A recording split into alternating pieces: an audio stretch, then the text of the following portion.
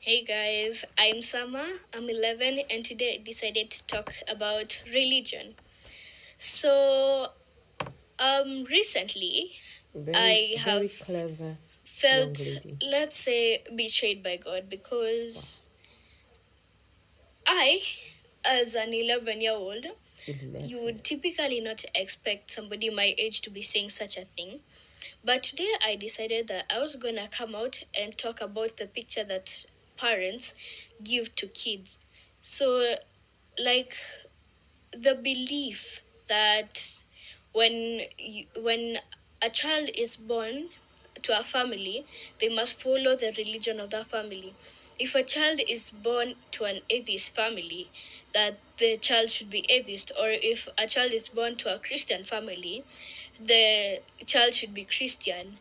And I do not feel like that is right because as a child grows up and the picture they are given or the God they are given does not do what they're being told. If I was told God is all loving, all forgiving, and like all caring, and then that's not the picture that I see for myself, or that's not the reality I come to see, it does not feel right and it gives you a sense Hmm, of betrayal. exactly.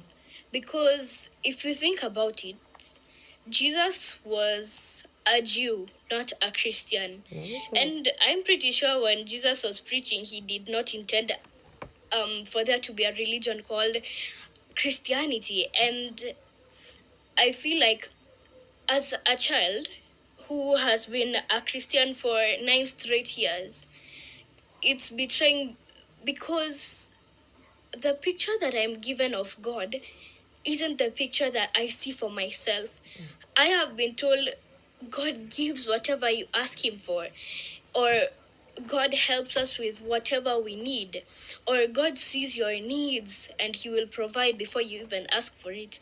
But for me, it's always been about begging, crying, praying, and it's just not right.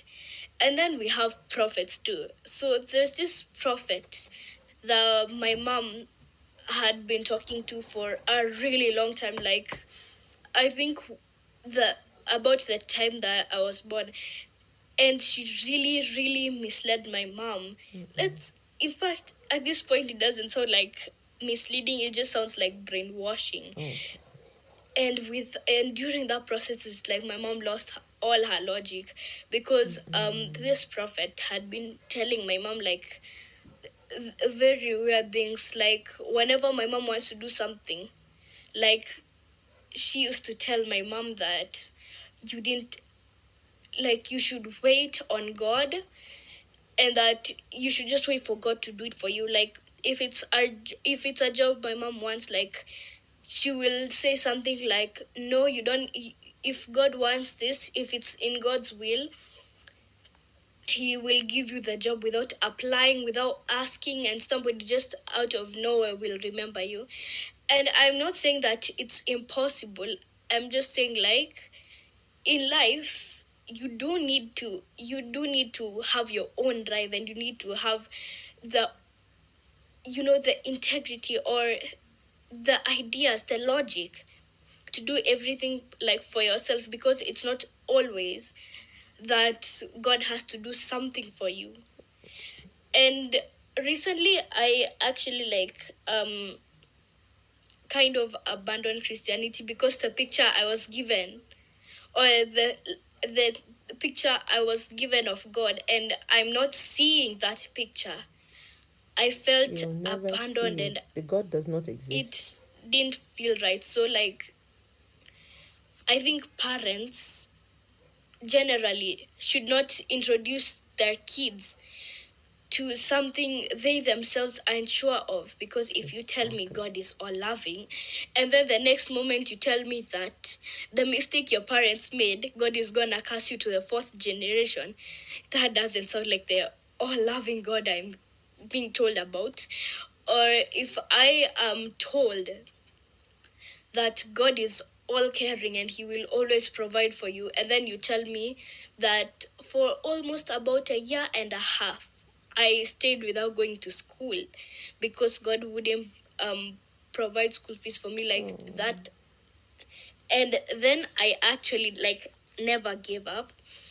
And in the times, like in the hardest moments of our lives, like 2018, we never missed a day of church. Never, ever. We went to all the keshas. Even when it was pouring outside, we still went. And we used to stay there, praise, cry, just, and we still went home to sleep hungry or maybe eat cold food. And I never gave up then.